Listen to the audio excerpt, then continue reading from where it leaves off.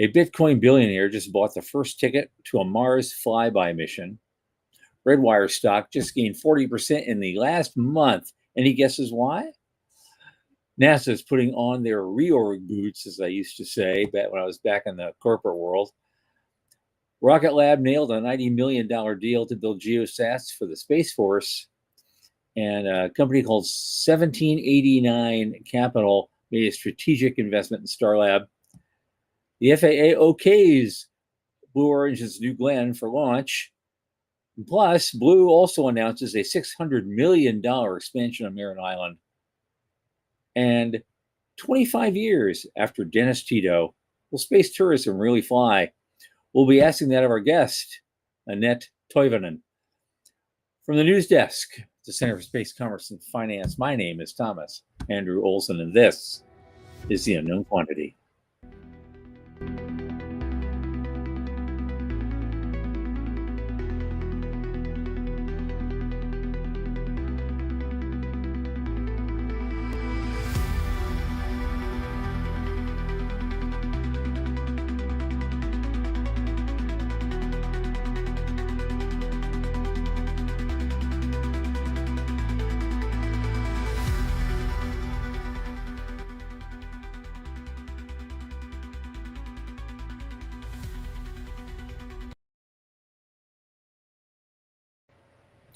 And as you know, this program is brought to you by the Center for Space Commerce and Finance. And what is the Center? Well, we are a 501c3 organization. We champion and strengthen emerging space startups and space-adjacent enterprises worldwide through advisory, access, and advocacy. Our pitch events and world-class boot camps fortify startups to be better investor-ready. Excuse me. A lot of our work, especially this podcast, is supported by our listeners and fans like you. So if you go to cscf.space/support and click that Point Today donate button, a little in the tip jar each month makes a big difference. Don't forget to like and subscribe and tell your friends.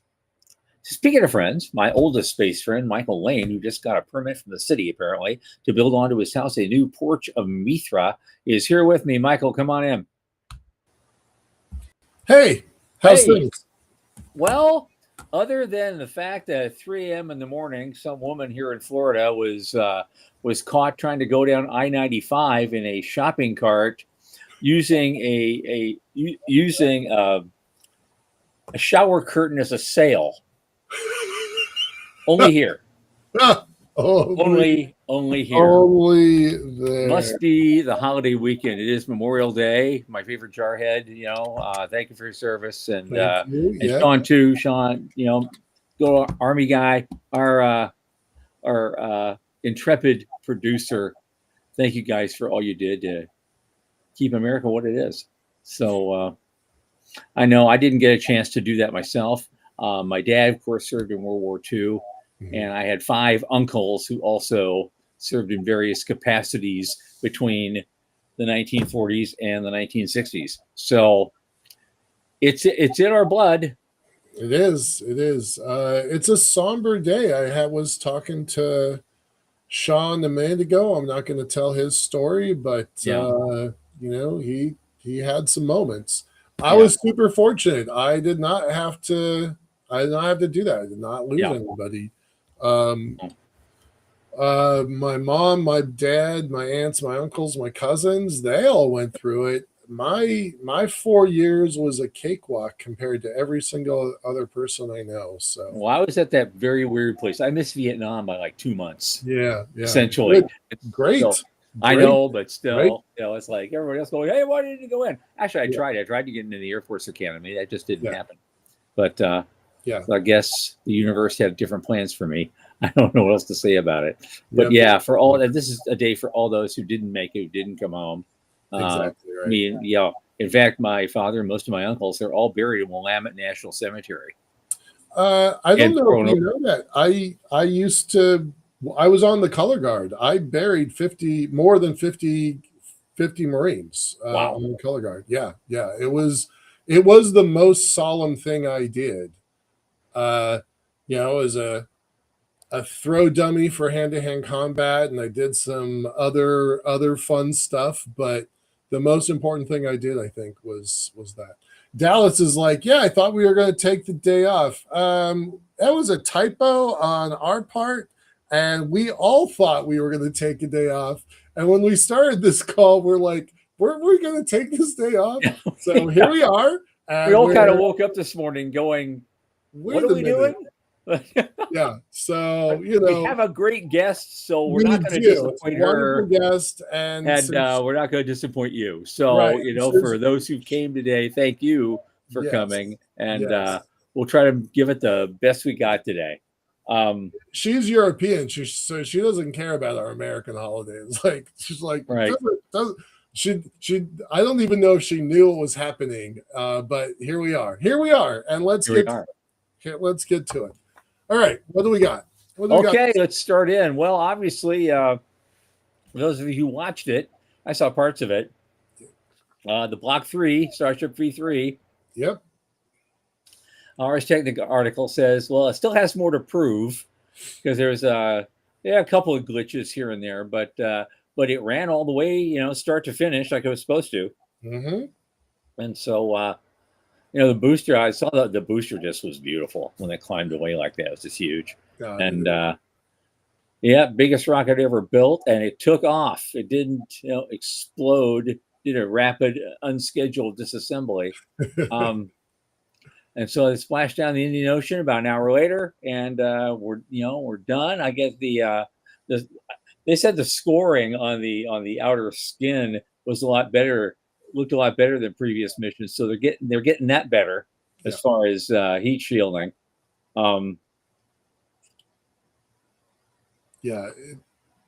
It's a big deal. Heat shield held up better. Better onboard cameras, the whole thing. They redid their aerodynamic flaps through the descent, right? And so those worked really well. They did banking maneuvers, and they finally they did the flip and a final burn, and boom, there we go. Now they said, you can see the aft flap there making minor. Oops. That's fine. No, right. They said 2 Raptor engines, one of the 33 on the Super Heavy and one of 6 on Starship itself, failed during the launch sequence. Yeah. That's nothing new, but this is the new Raptor 3 redesign, and so they'll have to look at that. They just burned the remaining engines a little longer than usual, and everything worked fine. I mean, that kind of redundancy goes all the way back to Saturn. Yep. So. Yeah. No, I don't really have anything to say. It's been talked all over the internet for the last several days. I'm excited. I think it's great. I can't wait for the next one. I don't think I heard when the next one is planned. Do you know? Have you heard? I did not. I didn't hear anything.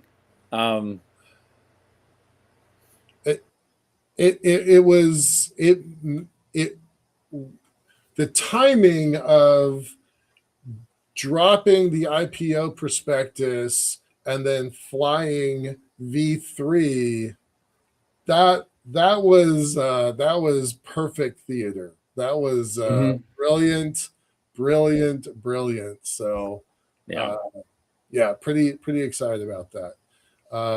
Well, interestingly, the hype prior to the launch, everything was all about how is the launch going to affect the IPO, so they have to succeed. It's all the pressure. Right. It went fine for what it needed to do. It went fine. It needs some more work, but it worked. It basically worked. So okay, now we're going to make it better, and we're going to do more iterative stuff.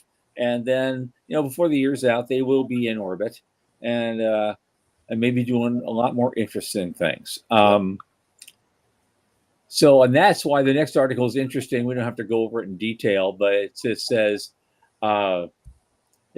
why SpaceX defies valuations. Because you can't just stack it up by the numbers. No. It says it made 18.7 billion last year, but they still have a speculative valuation target of 1.7 times. It's 1.75 trillion. That's a multiple of 93 times sales. Right. Now most companies on the S&P are trading at about 3 times sales. Right. Yeah. It's basically saying just wait 100 years and we'll be fine. But I don't think it's going to be 100 years, right? That's what. I hope not. I better find a med bed or something if we're going to wait 100 years. Right. I mean, basically, no one has really picked up on the SpaceX isn't a rocket company anymore, and we should value it as an AI company, right?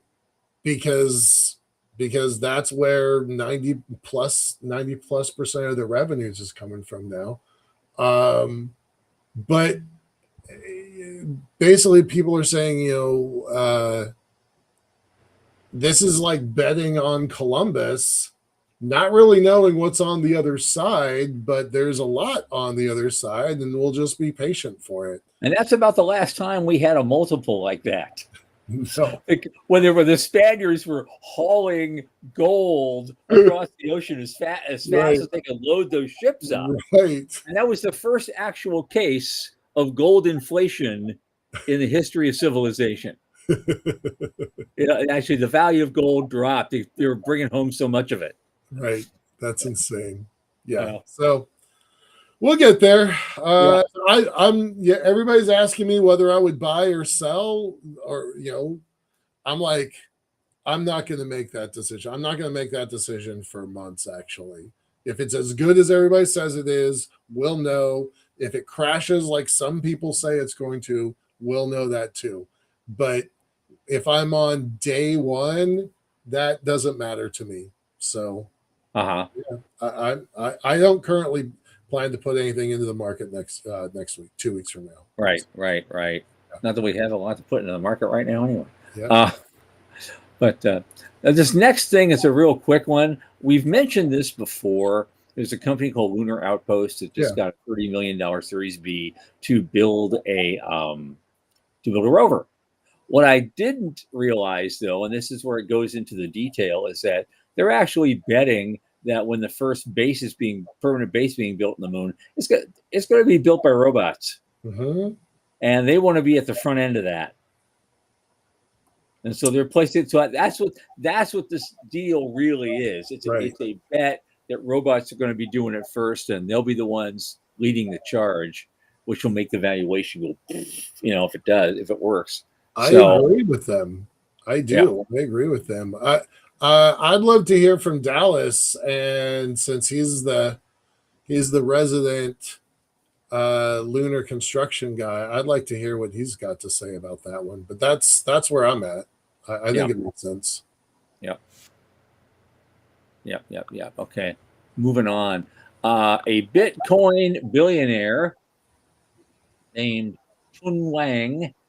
He plans on doing a Starship flyby of Mars before they attempt to land humans on the surface. Because we talked last show, we talked a little bit about guys that want to make that flight. Well, here's the guy who's actually paying for it, right, and banking the thing. So,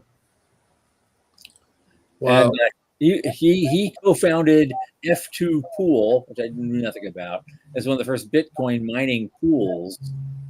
And he's going to command that mission. They have not announced a launch date, obviously, but he also wants to do a Starship flight around the moon before he goes to Mars. So, yeah, I think that's awesome. I've been talking a long time about how that Venn diagram of the crypto community and the space community is basically 1-to-1. But they haven't there's only a few crypto people in the sector yet. And Dallas, just a second. There's only a few crypto people in the sector. The guy who runs Vast. No, is it Vast? Vast is Robinhood. Who's the other guy? It's Vast. It's Vast, and then Robinhood runs the new Space Cowboy group. Yeah. So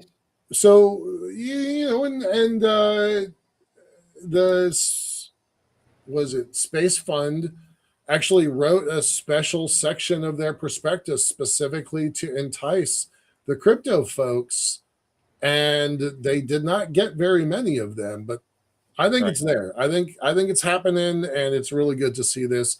And the moon flyby and the Mars flyby. As a tourist, we will definitely be talking to Dr. Annette here in a few minutes about that. So excited about that. Yeah, exactly right. So here's the interesting thing. It was last Friday actually. I know Redwire is a pretty solid company anyway. Yeah. But they just won an 8-figure deal to supply their Penguin Mk3 system to a NATO ally. They secured a $15 million follow-on order from the Army. And so, but their stock has gained 40% in a month.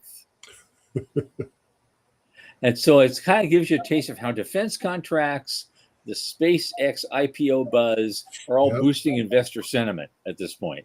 So there's already a lot of side things that are going on with a lot of other different, space or space-related stocks, even just prior to the IPO. It hasn't even happened yet.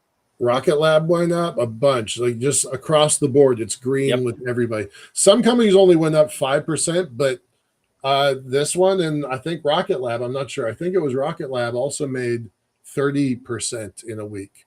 Right. Right. There is a tsunami of new money coming into this sector. And everybody who's kind of well positioned is going to get a piece of it. So cool. Good for them. I hadn't seen this article. I actually missed this, so I don't have a lot to comment on this one. No, that's okay. Well, here's some interesting news. Years ago, back when I was still in the corporate world, I spent like 12 years at one place. In those 12 years, we must have gone through an reorganizational period at least 3 times. And so we referred to that as putting on our reorg boots for the obvious reasons, which you have to walk through to get through that reorganization. Well, guess who's doing it? NASA.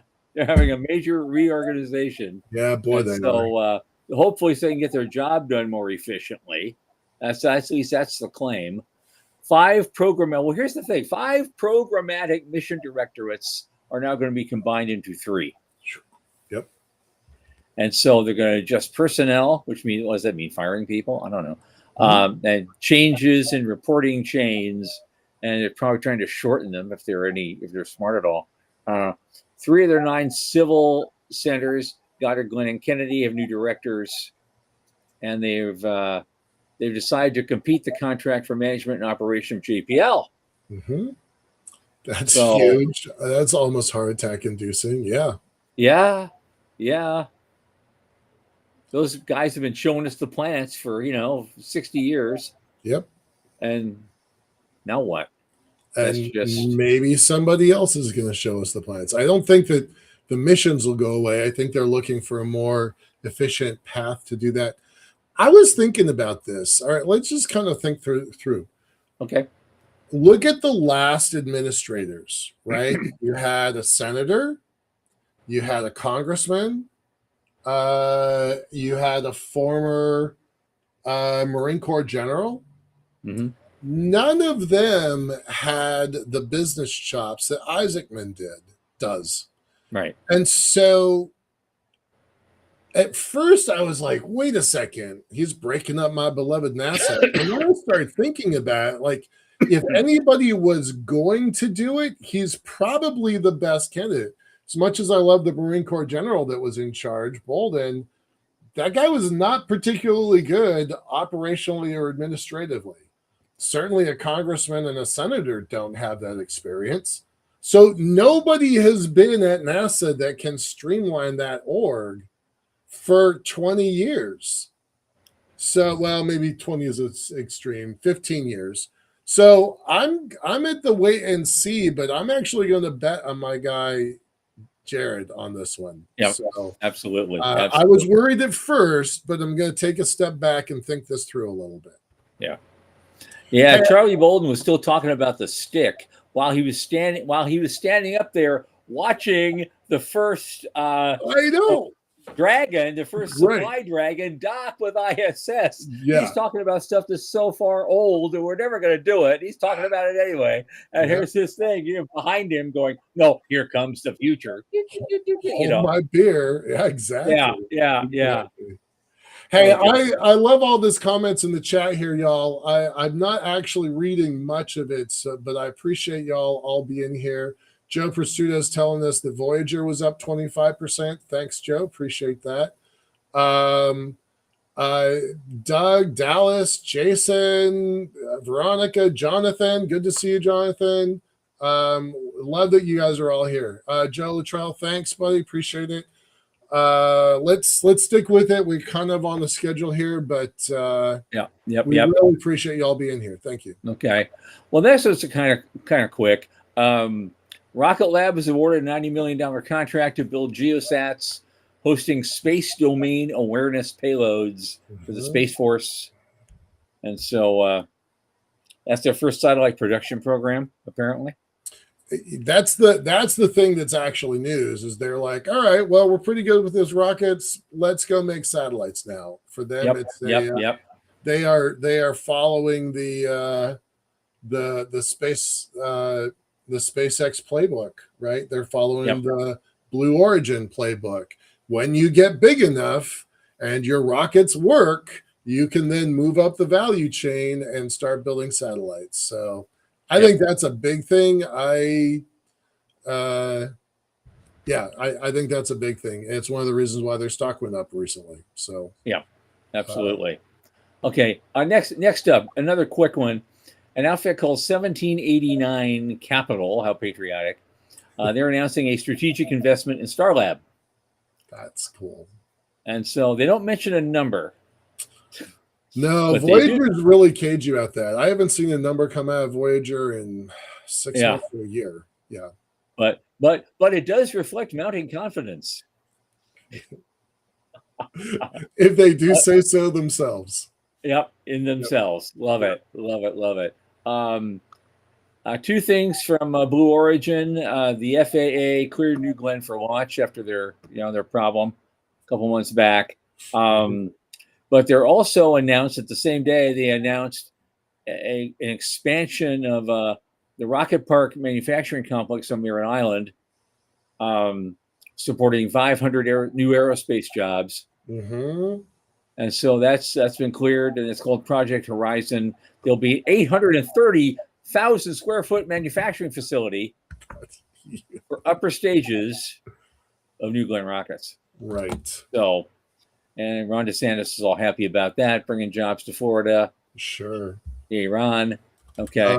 The number that I was like, oh, that's a lot, right? 100,000 a year times 500 jobs, 50 million new jobs. You start adding in the multiplier effect of more dog walkers and babysitters for your kids, and eats coffee outlets. Yeah. That cycles through the economy like crazy. So it will. Nice job. Yep. The rising tide floats the boats and all that stuff. But they say a rising tide floats all boats. That includes the boats carrying the pirates, and so you have to really be careful, in those times. The last thing, and this is beautiful. I just found the most beautiful segue today. Perfect timing. It was amazing. Here it is. It's a Forbes article. They're saying, "Will space tourism ever fly 25 years after the first paying astronaut?" Yep. Good timing for our guest. I used to call it the Tito effect. Yeah.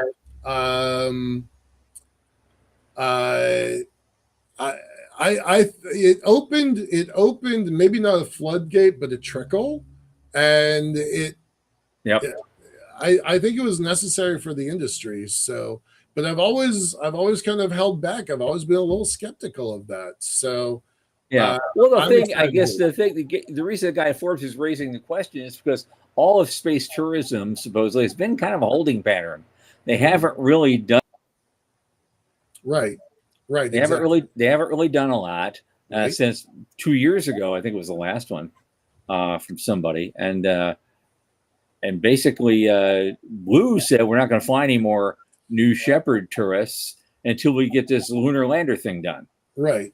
That could be a couple more years. Right, and China's they trying to basically pick up the handed the slack. market to Virgin Galactic and that Chinese group that's trying to do it, right? Yep.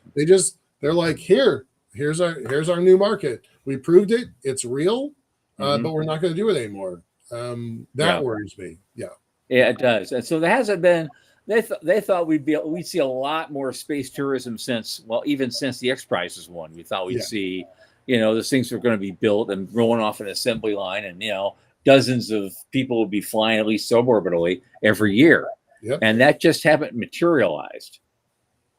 And so, I mean, Virgin Galactic's only flown 23 people in 22 years. Woof. That sounds awful when you say it that way. Yeah. And Blue Origin has flown 92 space tourists, basically 65% of the total that have flown ever. And so they put a hold on it. Yeah. And so it does raise the question. Now, Dennis Tito was at one time an aerospace engineer at the JPL. Yeah. He did not settle for a 10-minute taste of space. He made, and it only cost him $20 million. Right. They were charging a lot more years later. Yeah. It was a bargain. And so that kind of raises that question, is there a subsector of this economy or not? Because at those flight rates, how is that go as an investment even, let alone a thing to do? I mean, if I win the Powerball tonight, how long do I have to wait to even get a suborbital ride? Yep. I thought 21 years later, after 22 years later, after the X Prize, I thought there'd be a lot more opportunity than this. I thought so too. I'm gonna Jonathan doesn't know this, but I'm gonna toss this up. OceanGate kicked a big money hole in space tourism. So Jonathan, you don't know, but John and Tom and I both know Guillermo Sonlim, who was a co-founder of OceanGate. So we watched that whole thing. Great interest. And we had him on the show. He was really gracious. Yeah. It was a great interview. But it's true, right? This argument that he says is true. It did kick this thing. So all right, well, let's bring in an expert who actually knows what the hell she's talking about. That's right. I had to get her take on this immediately. Yeah. So let's bring her in. Our guest tonight is Dr. Annette Toivonen, and she's the author of a book was going to be out any minute now, called Sustainable Space Tourism. Mm-hmm. And she tours and lectures on this and gathers with lots of like-minded people. And so she's also a teacher and a lecturer. And so let's bring her in right now.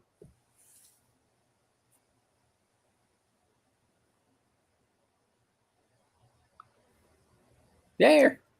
Hey, how are you? You got a new background too. Look at that. Did Sean do that for you? I'm almost there. In Finland currently, but almost in space. Okay. Thank you so much for having me. And yes, it will be nice to open up a little bit of this phenomenon called space tourism, because we are having the word tourism in this wording, which is something that we all, maybe the ones who are not in the tourism industry, like in myself, as it was mentioned, I do teach, I do lecture, I do research. I have been a tourism researcher since 1997, when I went to university in London, called Westminster University, to study tourism and planning. So I've been doing tourism research for almost 30 years. And so my background is heavily on tourism industry planning and such. So this is a new angle to space industry. You usually have people coming from the tech, some kind of technical something to relate it to like astronauts.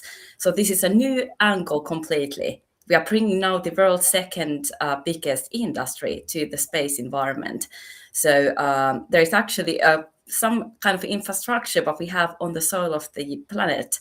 We have had for a couple of hundred years since the railway development started in the UK in the late 1900s. So this is exactly what we are now with this new space developments that we are to carry ordinary people to space environment. So we are kind of utilizing the similar kind of time parts that railway industry had 200 years ago when the first mass phase started, that you actually had a vehicle that was able to transport many people at once to a certain destination. So also with the aviation industry, but only started 100 years ago. We are seeing similar kind of parts that we did only 100 years ago when aviation started. It was first the activity for the elite who were able to afford the tickets. There were only a couple of vehicles that you were able to utilize and use. But then suddenly, just after some decades, we started to have mass tourism phase. So we are kind of seeing the similar development parts now, with what we have already seen with some other big transportation industries. So kind of when we think of space tourism via that kind of lens of the development, how it started, it's kind of starting to be easier to understand. Obviously, we are dealing with space environment, which is not meant for human body. So we have a little bit of a problem here, bringing the human body to now an environment that is very hostile. We are not really meant to be in that environment for a long time. There have been a lot of studies already highlighting that we may lose eyesight or whatever else, like the bone density, if we are there for too long. So obviously we have these bodily issues to really solve at some point as well. But when we don't think of the body thing, if we are able to create some kind of a similar environment to what we have now in Earth, obviously we need then some infrastructure that is supporting that. So that's of course then what we need to first, when we are building up, let's say a lunar base, or then maybe in 25 years time, what Elon Musk is planning, that we have a Mars base. Right, So we definitely, when we are thinking of the infrastructure phase, which is now the first one that you were already talking, that we are going to have robots there to work and building up, that is definitely what we are going to need if we ever have humans there. Whoever works there, they will need to have some kind of bodily protection, because we can't be outside. So every kind of industry that relates to bodily functioning of humans, I think that's something that needs to really be there in the first infrastructure phase. Then when you think of bringing tourists, it's now I'm writing this new book. I have been written many books, and my book came out 2020 called Sustainable Space Tourism, an introduction. So that came out in the UK just handily, I think it was 1 year before 2021, when all these space companies managed to have their first flight to the suborbit. So we are talking about a 20-year development scale that they all had. All these companies, we are talking SpaceX, Virgin Galactic, and Blue Origin, they were already established after the millennium. And it took all of them about 20 years to actually get their product into the environment that it was meant to be. So it is because they are joining now the tourism industry, they are joining the aviation industry as we speak. There are a lot of laws and regulations when you are now dealing with ordinary people who are not wanting to die when they literally go to have the experience. They want to be secure, they want to trust the equipment. Then you have all these, insurance policies, all kinds of different things that you need to meet, that you're actually able to have the permission to even be a tourism provider. We are also thinking of now we have this kind of Wild West moment for space environment. It's basically, let's say, there is no really legislation. The only thing that applies is like the maritime laws, literally, that we have on the oceans. So that's something, obviously, now when you have tourism industry joining, tourism industry is highly regulated. When we think of aviation industry, that's even more highly. So when we have this launch, we have literally, there are moments in the beginning that the rocket that carries people is in the same environment that we have airplanes flying. And that industry is very heavily regulated. So you can't really have suddenly this other industry in the same exact environment without any laws and legislation. The planes are going this way and we're going that Yeah. way. Yeah. And also because they are literally in the first 10 kilometers, they are having the same altitude. So that's why this is a very, now when you think of how to develop tourism, how to really kind of start scaling and how to bring it kind of the infrastructure, you need to start now thinking of but whoever is now already operating in some of these environments. So the launch part, you already have aviation industry laws. You need to have a spaceport first in the soil of Earth that you are actually leaving for this trip. Is it then a business trip that you go there to be a worker for let's say you have a lunar base? If you go there for work purpose, you are classified as a business tourist.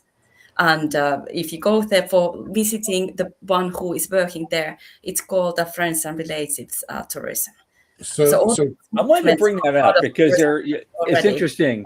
It's interesting that you mentioned the different kinds of classifications of tourists, because I know since this whole tourism thing started in the United States in particular, some people who've actually been to ISS bristled at the idea of being called a tourist. People like Richard Garriott in particular, who's been up there a couple of times, they were doing experiments.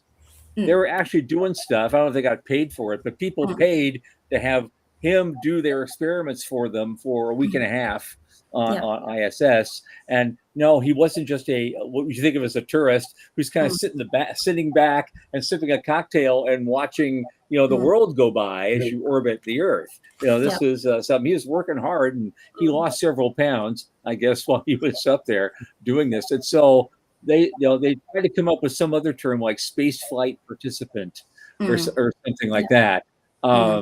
So it's interesting that you mentioned there may be different types of tiers of different kinds of travelers and what they might be doing and how long they might be staying. This is an interesting talk and discussion how we actually define who is a tourist, who is some kind of a scientist who wants to kind of more be identified as such and not as a tourism person who is just carried to do leisure things. This is something I'm going to touch in my next book. It comes out in actually in New York in next year. It's about space experience.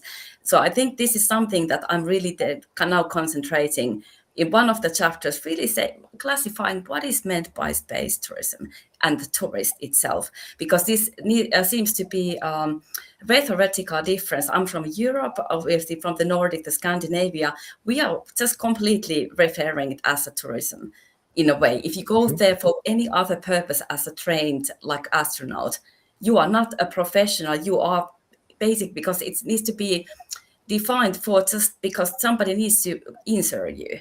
You need to, if something goes wrong, this definition is really important under which policy you are. Are you actually some kind of trained? From an insurance perspective, wait a second. I never really thought about that piece of it. So the definition matters because the insurance policies will pay out differently if you're a different classification. Well, that's new to me. I never thought about that before. There are a lot of things I have noticed just because obviously I have been doing this for 30 years and nobody really understands. I mean, we are talking about the second biggest industry. Whatever movements you do besides your own feet, if you decide to walk, you suddenly become part of the tourism industry from some angle. We all need to have a place to sleep. We all need to eat. We are kind of in the Maslow's hierarchy. The base needs a stage. Right. So that is already then you are joining tourism industry. Somebody's being there is a hospitality industry that provides all that. The transportation industry, they are all subcategories of this big tourism industry bird. But I have noticed, especially with the Americans, it's kind of somehow belittling be called as tourist.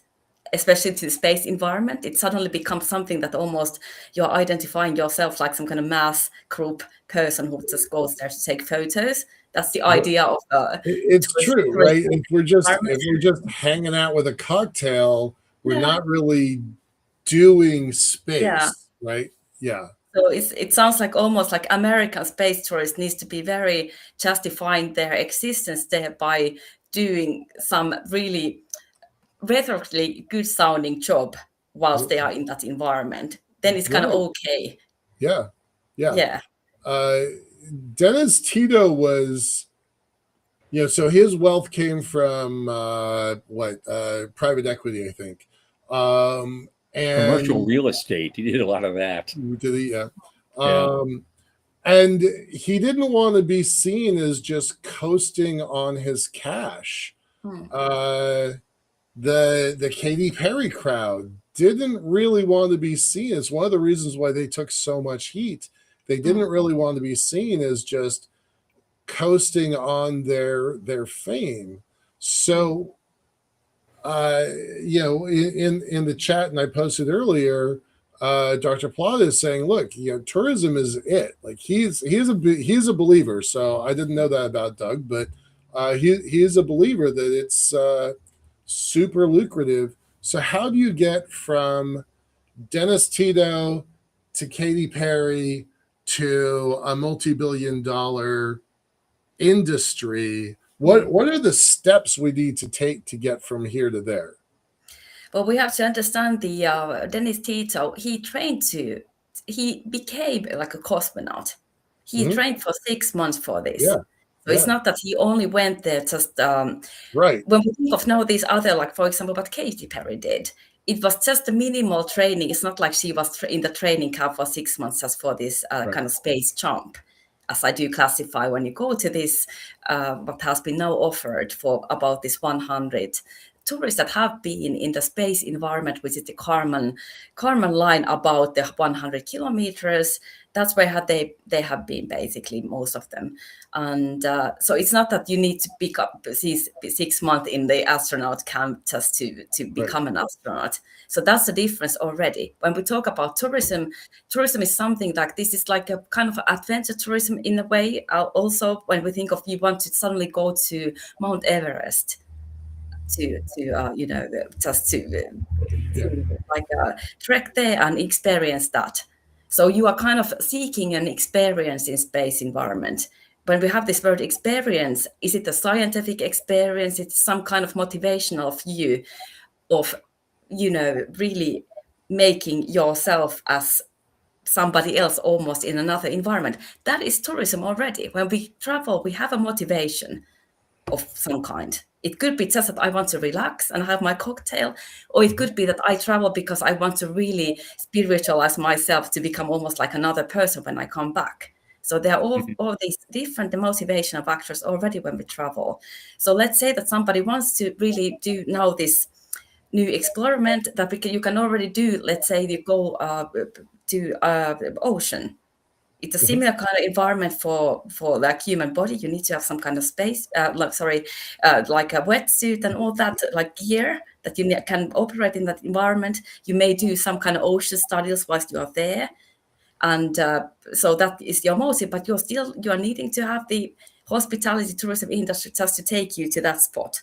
So that is how tourism industry is already combined with the space environment, even though your motivational factor of yourself could be something really science-based, but it still doesn't take out of the fact that you are actually kind of inside of this tourism industry package when you are not a professional, just literally, but like let's say astronauts have been working for NASA, that's your job. So that's something that needs to be, even though it sounds belittling to Americans, I don't know why, it's something that you need to really remember, that tourism is now a key to this whole thing. It's the key for the public to really understand the space environment. We do understand it now through science movies. I mean, Hollywood have been already doing this for 50 years. Yeah. We all have a vision of space just because of the Hollywood films. And it's not we know they're actors. They're part of the Hollywood industry.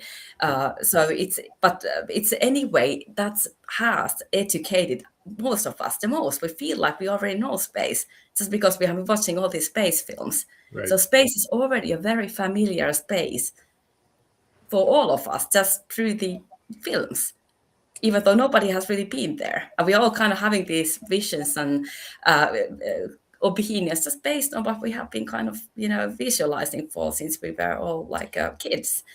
So that's something to be remembered, that tourism is a tool that the wider public is kind of now brought in to realize that there is actually something happening there. We are trying to build a new place for humans. Like that's something that all these space billionaires kind of justify these colonies, that they want to ensure that the humans, we are just able to live in another planet in case there is an emergency in the planet. We don't really have a place be at the moment. We don't have any other place to go if there is an astronaut coming. So that's something we have to always remember, that we are in a very fragile state with our Earth. We could be just So that's one of the. But my book is kind of, because I wrote up this whole book about sustainable space tourism. That's one of the angles of the sustainability, sustaining the humans. Then you need to have these space colonies. You need to maybe have at least, we are starting with these in the next 5 years with the orbital hotels. They're not already being designed and built. And that's something already, but you are kind of, it's called hotel. It's not called like astronaut, scientific camp. It's actually called hotel. Hotel. All right. That's a good point. So there's about 6 in the United States. I don't know what the number looks like in Europe and Japan, Asia, but there's about 6 U.S. space station companies in development. Let's give them all the benefit of the doubt, and they all succeed. And there's, let's just say, 50 people at a time rotating through those various stations, which, by the way, would be pretty damn cool, because right now we're kind of capped at about 10 in the 2 space stations that are up. That would be huge. What does the numbers look like? Do you have any idea of cash flow? How many people are going to do this? What they're willing to pay? Do you have any of those studies? Well, it has been estimated. I have been writing this in my journal articles. Kind of just studying how the UBS, the Swiss forecasters, they estimated already 5 years ago that it would be space tourism industry would be around 4 billion by 2030. But now the estimates, just because of these developments that have been just recently taken place, or because we have NASA now involved, and it has the lunar goal that you have actually suddenly the government also in this private new space business, kind of joining it, building the infrastructure. So now it suddenly is has really multiplied. It's almost like something like 100 billion by the year 2030. And now you have to understand that tourism, it also includes now the interest for the general space phenomena. We are talking now terrestrial space tourism, that is part of this space tourism package. So that's already the interest for people to visit a earthbound space activities. That we are talking about space exhibitions, museums, space, watching Northern Lights trips, the stargazing trips, virtual reality space tourism. So all that is now part of the space tourism package when you think of the money-wise. Okay. So we do not really have to go even to space environment. It's this whole phenomena, and this space tourism industry now also has basically if you really have 3 categories. You have a terrestrial space tourism that is earthbound. Then you have a suborbital that we talk about now, these space jumps that we have been seeing these commercial space companies do and provide, and also these hotels. And then we have this lunar also. And then we have the kind of outer space tourism that includes the moon and Mars and whatever else. So you have kind of 3 different sectors underneath the space tourism industry word. So it's not only going to moon, it's actually already including the activities we have earthbound. And that's something that I would advise now, whoever is dealing with, startup or something, that this terrestrial space tourism phase, that's already part of the hype. And that's already something that you can start providing, like virtual reality experiences before even nobody is even able to be in the space environment, because we do have this bodily issue to solve. I mentioned in the meanwhile. Well, but what are now the actual realities, the hard realities of supply and demand of what's going on right now? I had to mention Dr. Plata here. He did mention, he says he's a big fan. He thinks LEO tourism is a great thing. It's going to get big. But the CLIP stations that are being designed now by companies like VAST, he claims they're poorly designed to receive so many tourists. Well, where are these so many tourists coming from is what I don't see 100,000 people standing around with huge wads of cash in their hands saying, gee, if only I could find a station and get a flight, I would buy it today. I'm not seeing that. So where does it come from? Where does that demand get there? And how will the demand ultimately be met? Because it's a chicken and egg thing, and things bounce back and forth quite a lot. Yeah. Well, first of all, we have the same, when we think of the aviation, how it developed. For the first 10 years, even though you have the knowledge now that something is happening, there's a new thing that you can be in the air, like in the aviation, that people started to realize that you actually can now take your body to the air, like you can fly. So that is the first kind of like 10 years, I would say, for the space tourism. It is kind of now the awareness raising, and nobody can really go there, even though, as you did mention, Thomas, that even though there will be a queue now of 100,000 people wanting to pay, you can't, because, I mean, all these vehicles, they take like 5 people at once. There are only a couple of them anyway. Right. So it's not even like a question at the moment, because even though there will be a desire and people would love to pay whatever, but you can't really, because it's just a limited amount of vehicles what we have. So we already will be, and the backlog, like Virgin Galactic, they have had this queue for, I think they have like at least 1,000 or now, because of the awareness, they have people now booking the flights. They are wanting to go to the queue.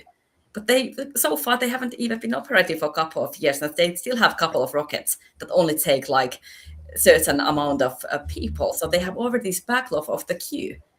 So suddenly we are actually having this moment that we are now raising the environment. There's a big now hype of space. And now we all know, and it's kind of, everybody's really, excited. And suddenly we have this thing that nobody can actually go because we don't have the vehicles. It's a bottleneck. That's why I'm saying that it's a space that concentrate now for the next 5 years on soil of Earth. What you can provide for the ones who are now eagerly waiting. You can be now part of that. Yeah. And it's more expensive to build that commercial infrastructure in space than it was for the early days of aviation. Yeah. People like to complain, well, it only took 66 years to go from Kitty Hawk to Tranquility Base. Yeah. That's comparing apples and oranges. It only took 33 years to go from Kitty Hawk to the China Clipper. Yeah.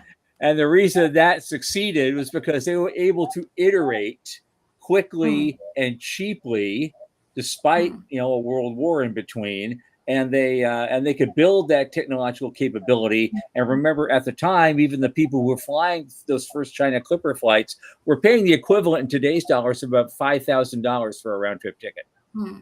And so that's what bootstrapped it all along the way. We don't have that capability. You have to, if you want to be in orbit, you got to take that rocket flight, that expensive rocket flight, to get to that very minimal orbit, so you can get to a tourist space station to begin with. And it's a whole different supply chain and a set of numbers that goes into that. And I think until we can get those numbers to drop significantly, the demand, it won't improve. Definitely, you need to first have the transportation vehicles, but I think now, because we still are talking about the 5 years, that it won't be that many people, because we don't have the transportation yet. The infrastructure is lacking. But once we start to get that one, then obviously the pricing will start going down, just because suddenly people realize that it's maybe a good idea now to be a transportation provider. That's what always is needed. When you think of whenever, you are going, like, let's say you build a tourism destination wherever in Earth at the moment, you need to have transportation links first established. Yeah. Nobody will walk there. I mean, so that's something that is first needed. And then you need to have the infrastructure whilst the transportation takes you somewhere. As I did mention, we have the bodily needs. You need to rest, you need to eat. Mhm. So you need a hospitality industry to welcome you at some form in the end part. So all this needs to be developed, and then we can start talking about this cocktail drinking and the experience that you guys in USA are defining now the tourism Right, to be. right. All right, Yeah. all right. Tom, Yes. I thought you were going to ask the. No, I've. So we're down to our last 5 minutes. Let's kind of talk about a really specific future. So 5 years from now and 25 years from now, what do you think where do you think we're gonna be at? How many people are gonna be out there? The 3 places that you mentioned, uh, low Earth orbit, the moon, and Mars. And then before we close, I really want to hear what you have to say about the flyby, the guy that's going to go and do a flyby out to Mars. So 4 minutes, 4 minutes. That's a lot to cover in 4 minutes. Yes. Well, I think, Elon Musk has mentioned that he has a timeline about 20 years when he is able to do the Mars colonizing phase. So I hope that he is able to deliver that, because with the scale of aviation, that would kind of time about right. So if we now start, it really depends on how the technology. Also depends on the legislative part. As I did mention, tourism industry is regulated. You can't really start having this industry without you have laws there, because we are talking about the insurance policies and all that. So there's a big kind of thing that needs to be first solved. We need to have, there is no legislation really for this. So that needs to be established globally in a way just to guide all these entrepreneurs how to do this, just to give the kind of global indicator. And also all these like robots and all that. So it really, now we are having that next 2-3 years. We are now seeing like I think it determines like how the startups are able to deliver, how is the kind of economy being built. And that is something then that really makes the kind of timeline. Will it be kind of 10 years faster than forecasted, or 30 years? Like as mentioned, it already took 20 years for these companies, SpaceX, Blue Origin, and Virgin Galactic, to start operating. And they have been doing this like 20 years. But now I believe it really, but it can't really be said in a way. You do understand what I mean? But let's hope everything goes right. We have this Mars colony with this Starship or whatever, vehicle starting to establish. Before that, we already have kind of practice with all these lunar hotels, moon infrastructure, all these transportations kind of nearby Earth. So I do believe that this actually could be reached if this all goes in favorable, as it kind of now looks like it's about to start going. But then we have these factors like legislation and all these other regulations that are to follow that may slow the process. Right on. Thank you so much. That's great. We got just the last 2 minutes. What does 25 years look like? You're saying that this is the next 3, but 3 to 5 will determine. But where do you think we're going to be in 25 years? Do you have a guess on how many people are going to be out there? No, that was maybe over the 25 years. Next 5 years, it will be not really anything that much, because we have this vehicle problem and such. So that was literally covering now the first like 25 years. Okay. So when you think of the aviation, then that is something as time scale. It took like 40 years from the beginning to the mass phase in 1950s that we started now these tourism flights, as you had the visioning of space tourism. Took 40 years in that space. Before that, it was more like this kind of science almost orientated and transportational motivations. Cool. Great. All right. Dr. Annette Toivonen, I think I got that right. Thank you very much for being on the show. Thank you so much. It was just a whirlwind tour of your world, basically, and it was a lot of fun, and it was very, very enlightening. I learned more about space tourism in the last 30 minutes than I probably ever knew. So we will definitely have you back as things progress in this field, in this subsector of the endeavor. And thank you so much for being with us, and we'll Thank see you you so again much. soon. Yes. Thanks for getting up so early. Yeah, it was like she's from Finland, so it's like 3, well, it's 4 a.m. there now. 4 a.m. So yeah. So thank God for her. Okay, well, on Monday, on Thursday, I'm sorry, Dr. Ajay Kathari will be back with us. And he's always a wealth of information about all sorts of things. And he can start going on again. Not only how can we do this without SLS, but maybe even how can we do it without so much government commitment? That would be an interesting conversation to have. And I've got some articles backed up that make that case. I like to see what he thinks about it.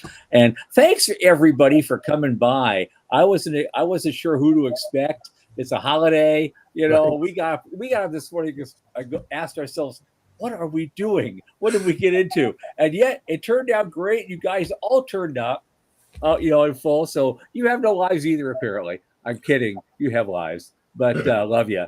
But it was fun to have you here too. You made a lot of great comments. I wish you could get more of those in there. But thanks for being here. And actually, next Monday will be our pre-ISDC warm-up show.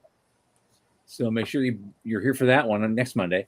And so, again, for Michael Lane, veteran, Sean Key, veteran, I remain Thomas Andrew Olson. Keep watching the skies.